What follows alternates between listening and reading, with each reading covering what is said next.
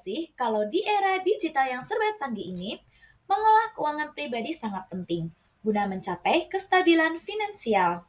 Nah, salah satu inovasi terbaru yang sangat membantu dalam mengolah keuangan pribadi adalah aplikasi pencatat keuangan, yaitu aplikasi Dompetku.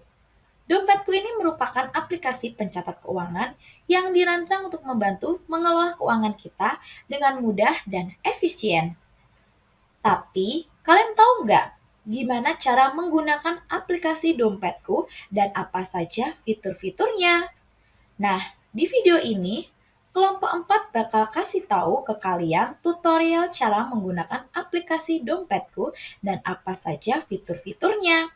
So, simak baik-baik ya. Berikut tutorial cara menggunakan aplikasi Dompetku. Pertama-tama mari kita buka aplikasi Dompetku dan akan terlihat tampilan seperti di layar.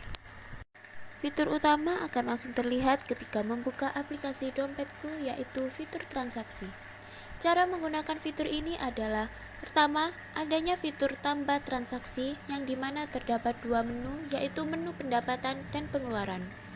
Pada menu pendapatan dan pengeluaran, terdapat dua kategori yang harus diisi oleh pengguna, yaitu rekening sumber dan jumlah, serta ada tambahan catatan untuk kepentingan lainnya. Pertama-tama, kita lengkapi menu pendapatan. Nah, kita bisa memilih asal pendapatan kita seperti gaji, transfer, atau lain-lain sesuai dengan pendapatan masing-masing. Di sini kami memilih sumber pendapatan dari transfer atau kiriman. Kemudian pada kategori rekening sumber dapat diisi sumber dari bank atau dompet digital lainnya sesuai yang dimiliki oleh pengguna. Di sini kami contohkan rekening sumber dari Bank BCA, kemudian isi saldo awal. Di sini kami mengisi 0. Kemudian pada jumlah diisi dengan jumlah dana atau uang yang dimiliki. Di sini kami mengisi sebanyak 1 juta rupiah. Dan pada pendapatan diisi sebagai kiriman bulan Oktober. Dan setelah selesai, klik simpan. Selanjutnya, kembali kita isi menu pengeluaran. Nah, kita dapat memilih kategori pengeluaran yang kita lakukan, misalnya belanja, air, listrik, atau yang lain. Di sini kami akan mengisi pengeluaran dari belanja. Setelah itu, pilih bank rekening sumber seperti berikut ini. Setelah itu, masukkan nominal uang yang habis digunakan untuk belanja. Contohnya, saya isi Rp50.000, kemudian pada catatan ditulis keterangan membeli makanan. Selesai kita klik simpan, maka pada tampilan fitur transaksi secara otomatis akan mencatat total akhir saldo dari pendapatan dan pengeluaran yang kita lakukan seperti yang ditampilkan di layar. Berikutnya saya akan menjelaskan fitur kedua pada aplikasi Dompetku, yaitu transfer saldo. Nah, seperti yang terlihat dalam transfer saldo, kita dapat mentransferkan saldo dari rekening kita ke rekening keuangan kita yang lain. Pertama-tama kita pilih bank rekening. Di sini saya memilih rekening Bank BCA. Selanjutnya isi ke rekening keuangan kita yang lain.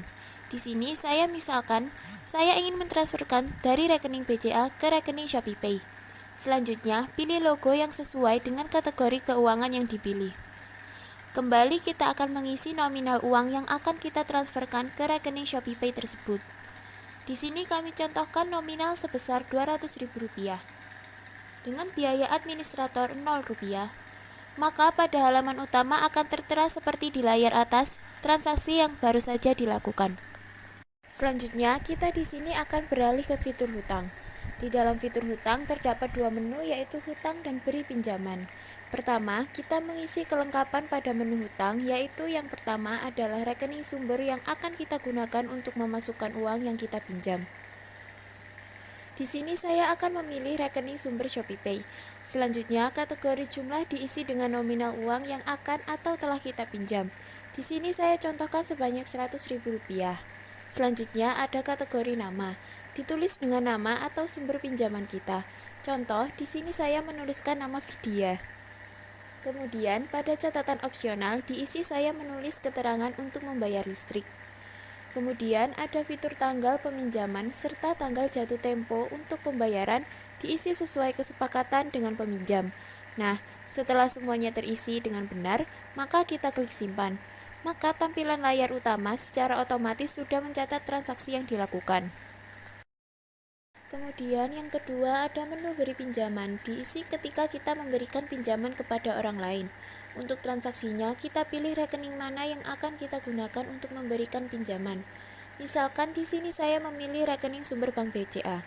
Kemudian tuliskan nominal uang yang akan kita pinjamkan kepada seseorang.